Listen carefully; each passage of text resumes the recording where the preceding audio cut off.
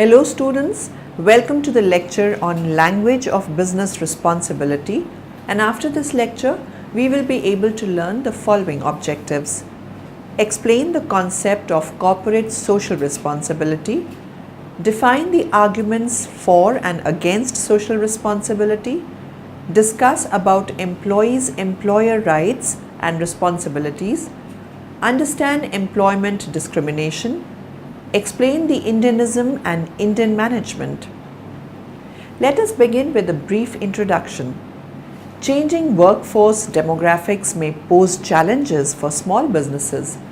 Some experts believe that businesses face increased rates of younger and older workers as workers in the middle age range decline.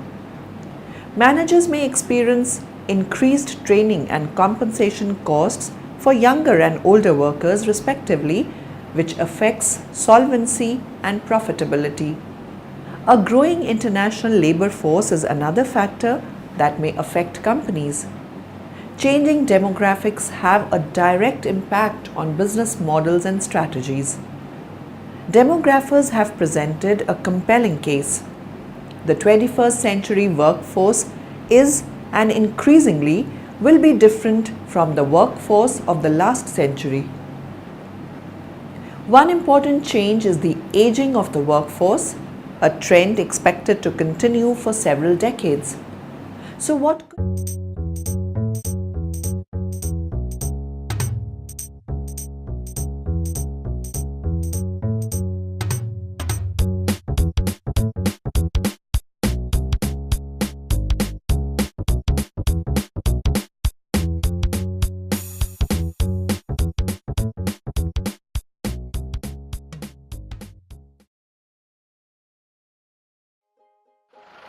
Mass layoffs and record profits at the same time, manager salaries, scarcity of natural resources, and imminent climate catastrophes, morally questionable advertising, child labor, corporate fraud, financial crisis, and the Occupy Wall Street movement. These are just a few examples you may have heard about under the topic of sustainability, business ethics, or corporate social responsibility. These themes raise questions about justice for current as well as for future generations.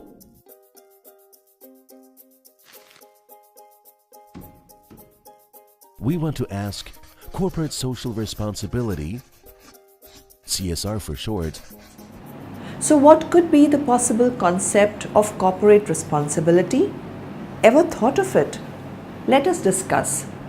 The emerging concept of corporate social responsibility, CSR, goes beyond charity and requires the company to act beyond its legal obligations and to integrate its social, environmental, and ethical concerns into company's business process.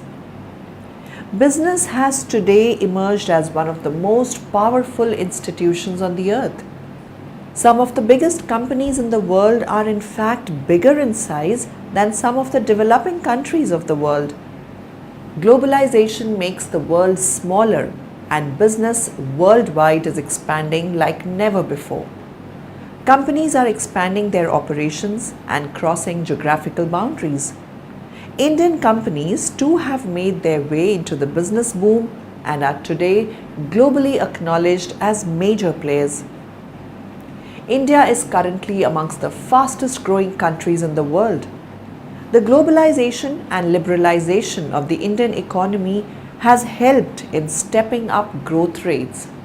Integration of the Indian with the global economy has also resulted in Indian businesses opening up to international competition and thereby increasing their operations.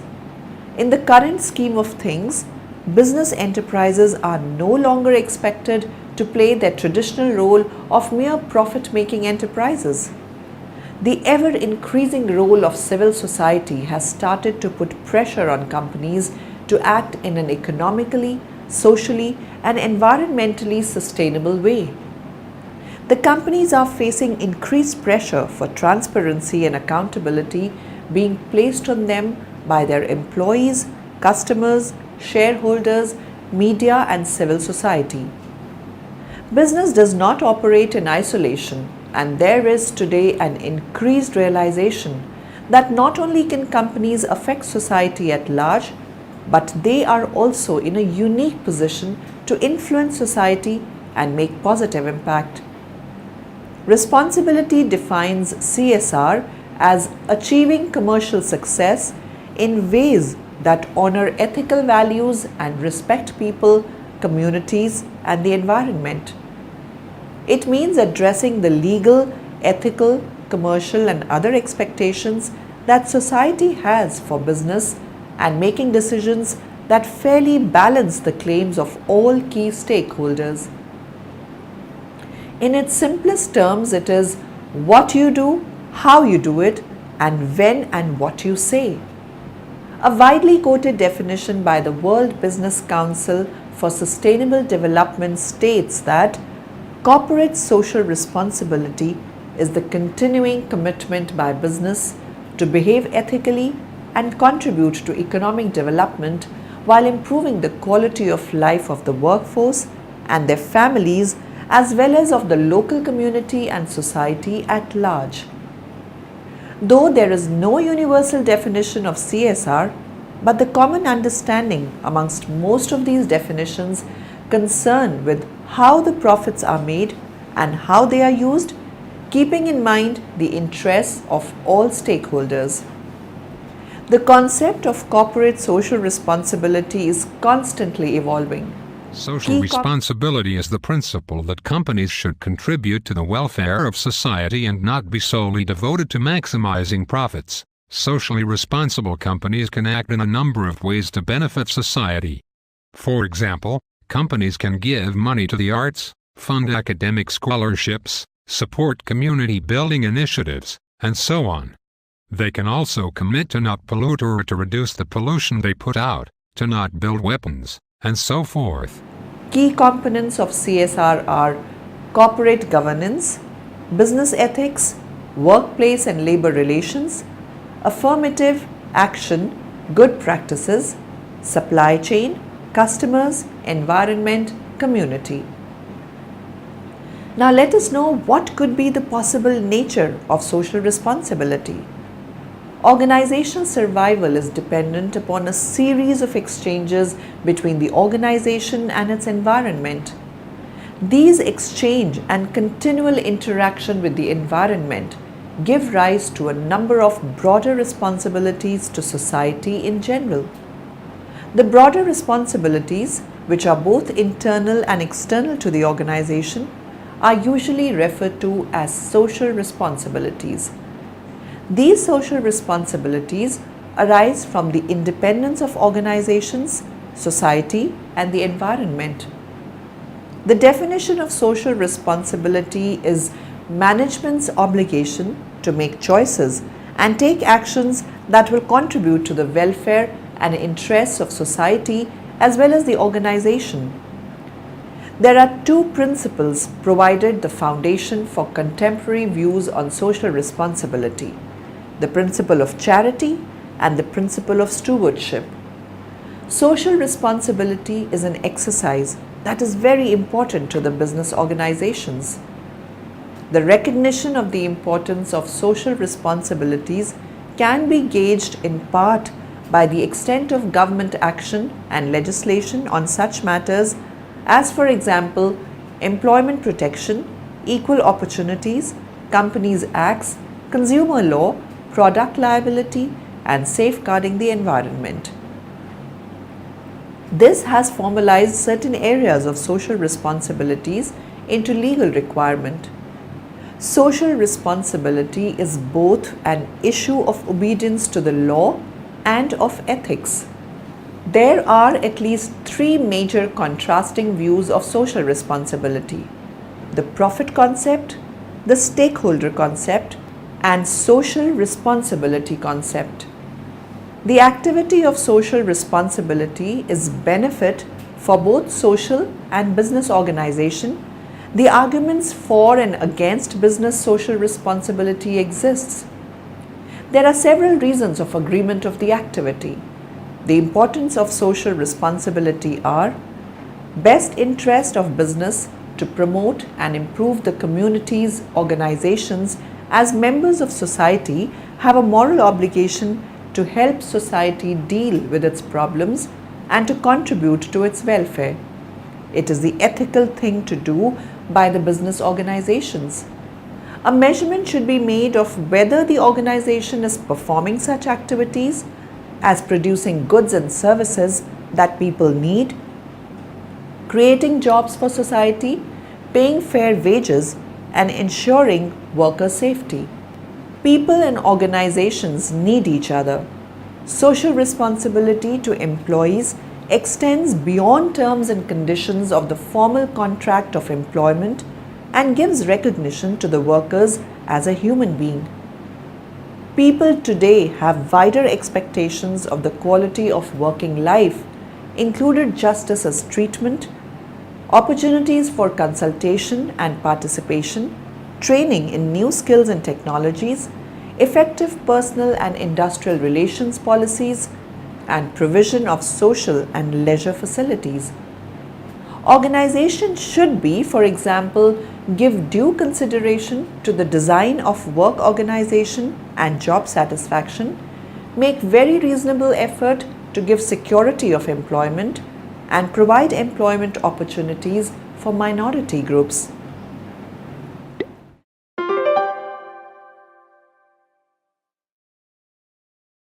For many years, corporations were only concerned about making money. That was the ultimate goal.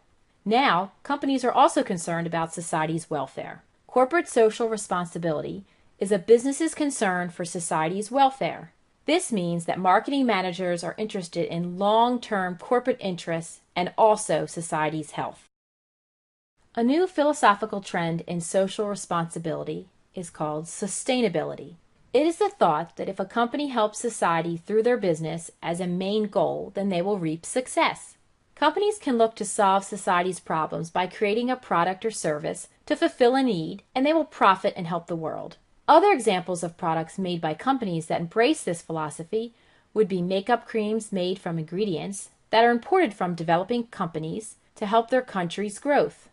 Another example would be ice cream maker Ben & Jerry's, who pride themselves in supporting charities. Ben & Jerry's has been donating a full 7.5% of pre-tax profits to different charitable institutions. Sustainability's forward thinking revolves around creating new products that in the long run will create improvement over time in society's ills. A current example would be a backpack designed with solar panels to charge electronic devices, or 100% biodegradable recycled cardboard coffins. Another way that companies can embrace social responsibility is through a different approach called stakeholder theory. This theory's central focus is that social responsibility is really giving attention to every stakeholder in the entire company, whether it be the employees, customers, owners, suppliers, management, or the community. The following is how each stakeholder would view social responsibility from their company. It is a more widespread approach and far-reaching. Employees want to have a good, secure job and excellent wages, while management wants happy workers and profits. Customers expect excellent customer service and high-quality products, while the community wants a corporation to pay their taxes, offer their citizens good wages, and help support the environment by not polluting. Suppliers want their business to remain plentiful, and owners, of course, want a financial return for an excellent profit. The most common reason against social responsibility is that critics feel the main purpose of a corporation is just to make a profit for their stakeholders. Nonprofits should be the only institutions concerned about society, not a for-profit business. Critics state that for most companies to participate in a socially responsible way, they need to spend more of their firm's money, and in the end are costing their shareholders a profit. For example, if a company is going to import ingredients from a developing nation instead of using a well-known source, then the added cost of importing will drive down a company's total profits. Another argument against social responsibility is that companies are around to produce products and services and do not have the knowledge to actually help society effectively. Lastly, the added expense of social responsibility could make an American company less competitive globally and in the end be run out of business. If a company is giving money away, such as Ben & Jerry's, then the lesser profits could hurt their expansion or even make them lose out to a company that does not donate profits. There are many strong arguments for companies adopting a social responsibility philosophy. The most basic argument is that it's just the right thing for companies to do. Companies should care about society and help improve it for all of their stakeholders. Many of society's problems, such as pollution, poor wages, and damaged cities, have occurred because of companies, so it's their responsibility to fix them.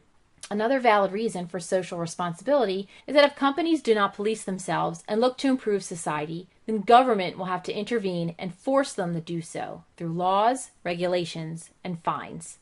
The strongest argument for social responsibility is that it can allow companies to be extremely successful. Many companies have adopted the philosophy and provided amazing products and services, helped better society, and made a very nice profit. Companies such as Ben & Jerry's, The Body Shop, and Starbucks Coffee all found success and social responsibility. The Body Shop worked with Greenpeace and helped gather 4 million signatures against animal testing, while Starbucks supports Ethos Water, which has supplied clean water to over 420,000 people that don't normally have access to it. In the end, if companies do not consider being socially responsible, further environmental damage will occur, and then there will be fewer healthy resources for future company success. It's not all about just making money. Corporate social responsibility is a business's concern for society's welfare. This means that marketing managers are interested in long-term corporate interests and also society's health. There are two main ideas within social responsibility, and they are sustainability and stakeholder theory. Sustainability is more concerned with developing a product or service to help solve a need that will benefit society and incur profits. Stakeholder theory is more about taking care of all the different. Improves public image of the firm. To many people, responsibilities to consumers may be seen as no more than a natural outcome of good business. There are, however, broader social responsibilities, including providing good value for money, the safety and durability of products or services, standard of after-sales service, prompt and courteous attention to queries and complaints, long-term satisfaction, for example, serviceability, adequate supply of products or services, and spare and replacement parts, fair standards of advertising and trading, full and unambiguous information to potential customers. Increasing concern for social responsibilities to consumers can be seen by the activities of such bodies as the Consumers Association and the number of television and radio programs devoted to this subject. Improved stock price.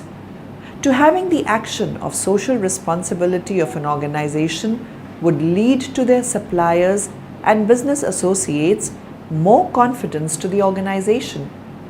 The examples of social responsibility might include fair standards of trading, honoring terms and conditions of purchase or sale, and settlement dates, for example, payment of accounts, assistance to smaller organization, engagement only in fair competition, respect for copyright and patents. By doing that, the other organizations would view the company as less risky. This is in the stockholders' best interest. It will improve the price of stock in the long run because the stock market will view the company as less risky and open to public attack. So it would reduce the cost of the production of the company, therefore award it a high price-earnings ratio.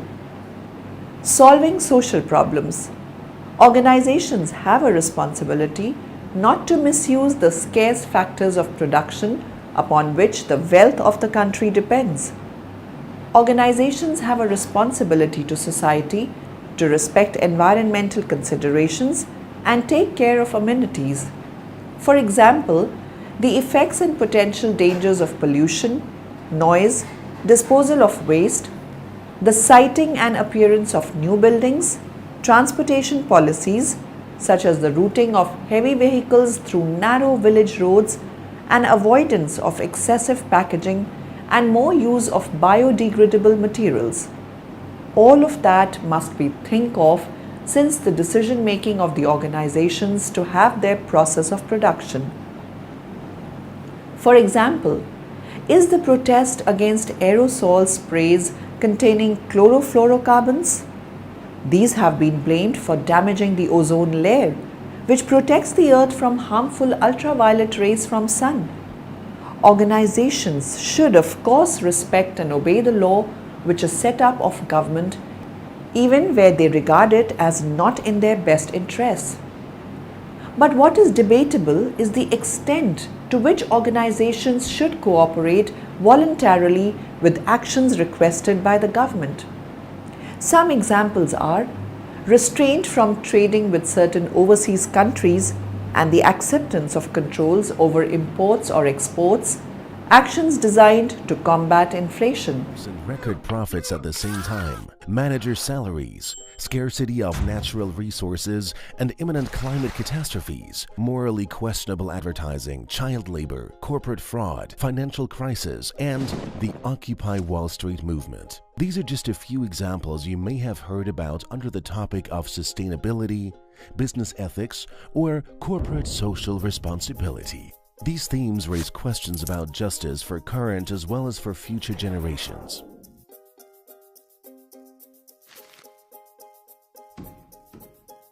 We want to ask, corporate social responsibility, CSR for short, what is this?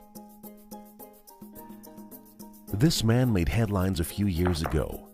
In 2004, Angelo Ugolotti learned from investigators that he was chairman of the board of several companies set up by his employer, the Italian milk concern Parmalat. Angelo, however, had not even heard of those companies. At Parmalat, he was only responsible for the switchboard.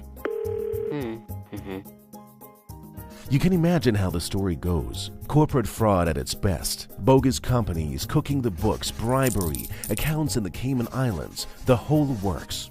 The task of corporate social responsibility is to prevent these and other morally reprehensible practices which can weaken society, damage companies, and hurt employees. More and more companies have realized the relevance of moral practices in their businesses, even though they have not always sufficiently implemented CSR yet. Concrete preventative measures are often labeled risk management, a term more commonly used for avoiding financial risks and damage to a company's reputation. No one likes bad press, right? Thus, companies define clear rules, so-called compliance or value management systems. For example, you can accept a bottle of wine from the supplier, but you have to pass up a golfing trip to Hawaii. However, risk and compliance management are only one aspect of corporate responsibility correctly understood. Firstly, CSR is not just about preventing bad practices, like corruption and fraud and so on. Secondly, this approach does not question a company's business activities as such. In fact, compliance management could be an efficient control mechanism even in organizations like the mafia. The more challenging question is, how can companies contribute to a good society through good business practices? Oh, that's easy, they say. We'll create a charity foundation or donate a lot of money and thus do good. Wrong. That won't hurt and may even help, but it's not systemic change. The important thing is, CSR is about how companies make profits, not about how they spend them.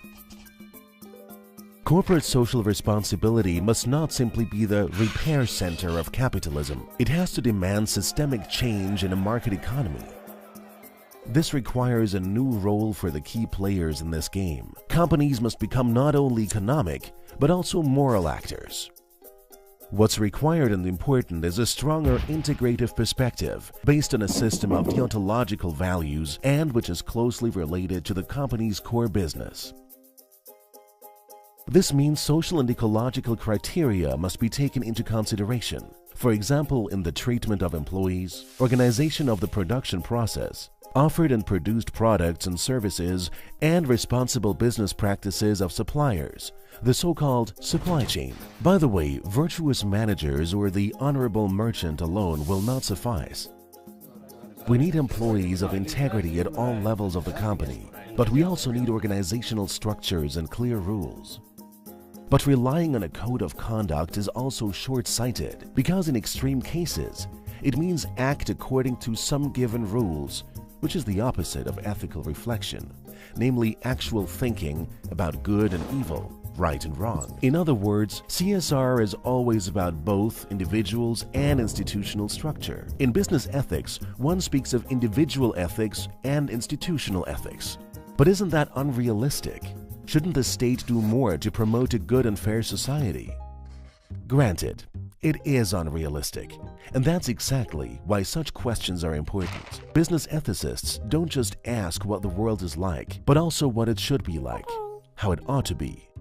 At the very least, we want to suggest where the journey should lead.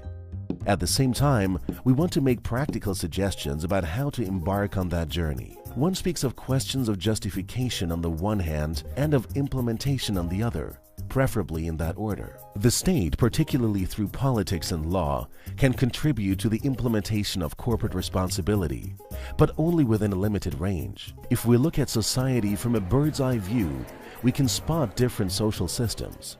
The economic system, the political system, the justice system, for example. One can speak of the functionally differentiated society we live in. About 60 or 70 years ago, some German economist came up with an idea that led to the development of the social market economy as we know it, particularly in Europe. The thought that a market economy should be embedded in a political framework that determines the rules of the game.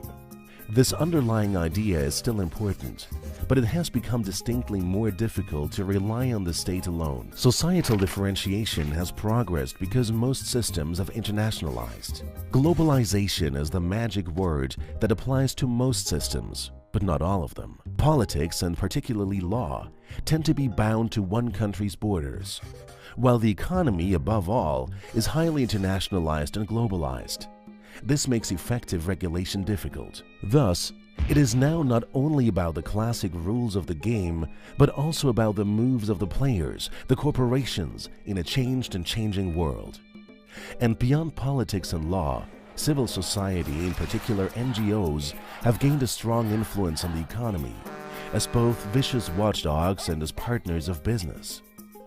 In the society of the 21st century, we find new, rather odd hybrid constructs under the notion of soft laws. These are collective individual commitments to comply with certain social and ecological standards, such as collective industry agreements or the UN Global Compact. So companies are supposed to operate responsibly. Is anything really happening? There is no clear answer to that question.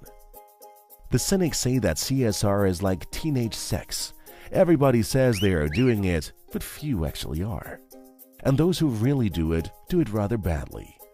The truth is more nuanced, of course. In the area of corporate responsibility, there is also the good, the bad, and the really ugly. More and more companies deal with CSR and take the first steps towards responsible business practices. We can definitely observe a distinct effort, even though it is still a delicate little plant. And of course, there are still those who misconstrue CSR as a PR instrument and simply want to greenwash or bluewash their company. And unfortunately, there are still companies that don't give a damn about questions of corporate responsibility and which even trample on justice. Got all that? Let's sum it up. First, CSR stands for Corporate Social Responsibility. Second, CSR is based on the question of good business for a good society, today and tomorrow. Third, corporate social responsibility is not charity. It is about how companies earn their profits, not how they spend them. Fourth, it takes employees of integrity and appropriate organizational structures to realize CSR. It is a matter of individual and institutional ethics. Fifth, politics continue to play an important role. But in a globalized world, the effects of regulation can be limited. And thus, sixth, companies play an increasingly important role. Seventh, soft laws are new governance mechanisms based on companies' self-commitment. Finally, CSR has arrived in business practice. It is necessary to support these developments professionally, but also to provide critical perspectives with respect to them. Research on issues of corporate responsibility is still beginning, and future developments will be exciting to see. It is unclear whether a good and fair society can be created with the help of companies, but it can't be created without them.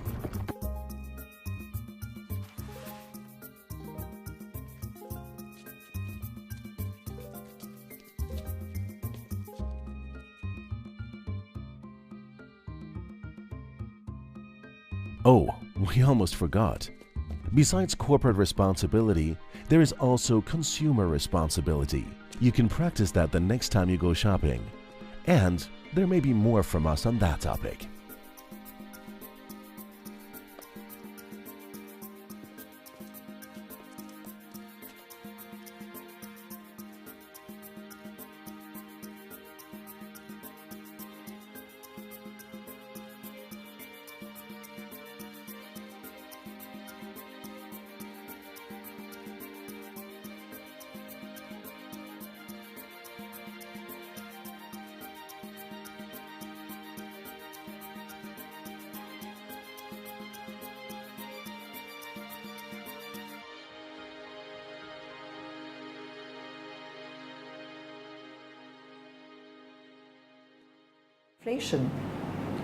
Resource given by the organizations to solve the social problem.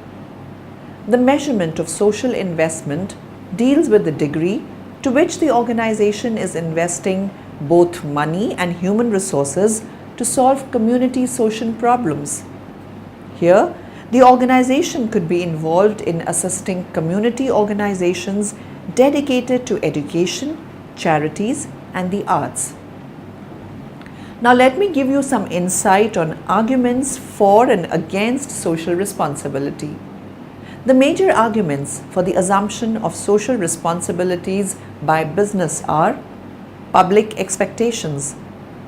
Public opinion in support of business pursuing social as well as economic goals is now well solidified. Long-run profits. Socially responsible businesses tend to have more and secure long-run profits. Ethical obligation. A business firm can and should have a conscious. Public image. Firms seek to enhance their public image to gain more customers, better employees, access to money markets, and other benefits. Better environment. Involvement by business can solve difficult social problems, thus creating a better quality of life and a more desirable community in which to attract and hold skilled employees. Discouragement of further government regulation. Government regulation adds economic costs and restricts management's decision flexibility. By becoming socially responsible, business can expect less government regulation. Balance of responsibility and power. Business has a large amount of power in society. An equally large amount of responsibility is required to balance it. When power is significantly greater than responsibility, the imbalance encourages irresponsible behavior that works against the public good. Stockholder interests. Social responsibility will improve the price of a business's stock in the long run. The stock market will view the socially responsible company as less risky and open to public attack. Therefore, it will award its stock a higher price-earnings ratio. Possession of resources. Business has the financial resources, technical experts, and managerial talent to provide support to public and charitable projects that need assistance. Superiority of prevention over cures. Social problems must be dealt with at some time. Business should act on them before they become serious and costly to correct and take management's energy away from accomplishing its goal of production goods and services. The major arguments against the assumption of social responsibilities by business are violation of profit maximization. This is the essence of the classical viewpoint. Business is most socially responsible when it attends strictly to its economic interests and leaves other activities to other institutions. Dilution of purpose. The pursuit of social goals dilutes business's primary purpose, economic productivity. Society may suffer as both economic and social goals are poorly accomplished. Costs. Many socially responsible activities do not pay their own way. Someone has to pay these costs. Business must absorb these costs or pass them on to consumers in higher prices. Too much power. Business is already one of the most powerful institutions in our society.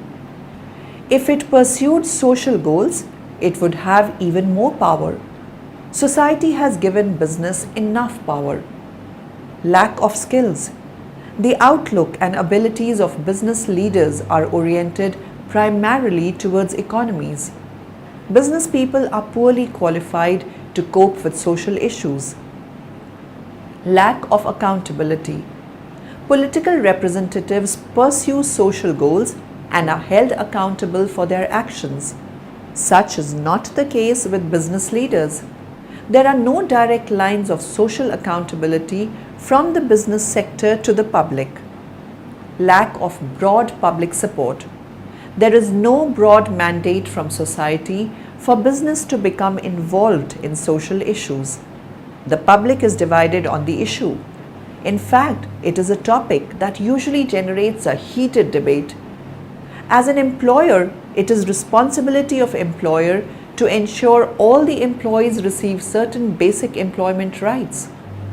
Although some industries require employers to meet different requirements, the list below is the minimum entitlement all employees must receive.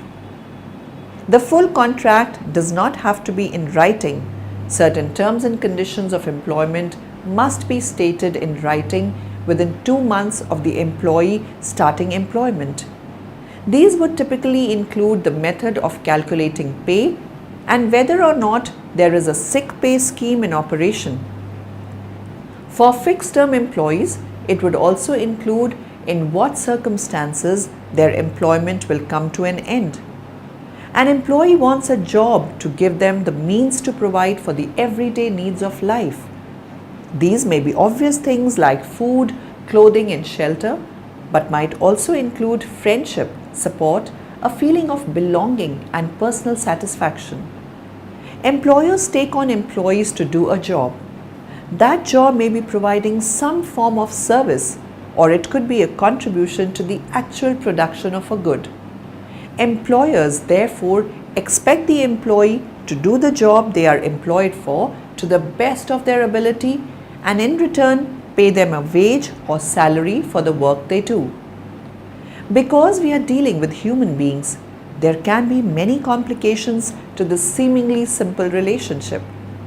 Complications can come in the form of discrimination, relationships, prejudices, stereotypes, poor communication, misunderstandings, misformation, differing aims and objectives, and plain ignorance. As a result of these human problems, there is a wealth of legislation designed to protect employees from such problems, but which also impress on employees that they too have responsibilities which cannot be ignored. Can you guess in which article is the prohibition of discrimination on grounds of religion, race, caste, sex, or place of birth in our Constitution is given? Article 15. Prohibition of discrimination on grounds of religion, race, caste, sex, or place of birth.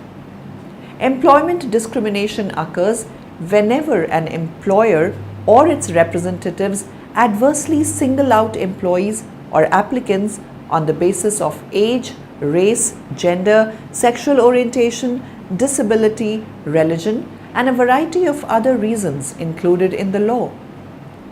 According to Equal Employment Opportunity Commission, EEOC, employers cannot discriminate against you in any aspect of employment, such as hiring and firing, compensation, assignment, or classification of employees, transfer, promotion, layoff or recall, job advertisements, recruitment, testing, use of company facilities, training and apprenticeship programs, fringe benefits, pay, retirement plans and disability leave.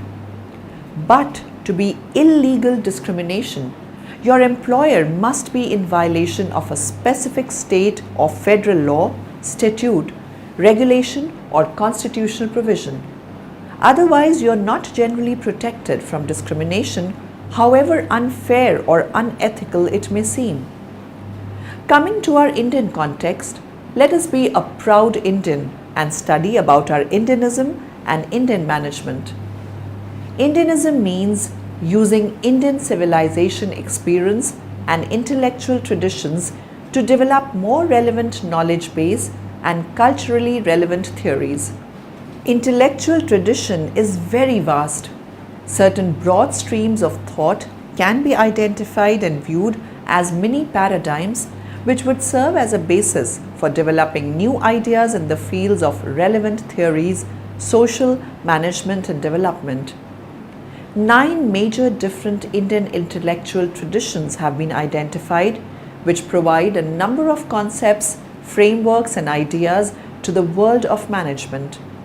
Each tradition may differ depending upon the assumptions about the nature of man and his interrelationship with state, society and ecosystem which have created implications for administrators, managers. Indian intellectual traditions are Arthashastra, Vedantic Psycho-Spiritual, Liberation from Oppression, Lifo, Sharman, Sayadwada, Multiple Perspective, Gandhian, Communism, Confluencism, Cultural Nationalism, Osho. Now in the end, let us summarize what we have learnt in this lecture. Integration of the Indian with the global economy has also resulted in Indian businesses opening up to international competition and thereby increasing their operations. The business process of the company is not just limited to the operations internal to the company, but to the entire supply chain involved in goods and services. India's labor laws are overlapping, potentially inconsistent and cumbersome, with more than 45 pieces of relevant legislation. Welfare work in its accepted parlance means voluntary effort of employers to improve the conditions of their employees. The measurement of social investment deals with the degree to which the organization is investing both money and human resources to solve community social problems. Organizations have a responsibility not to misuse the scarce factors of production upon which the wealth of the country depends.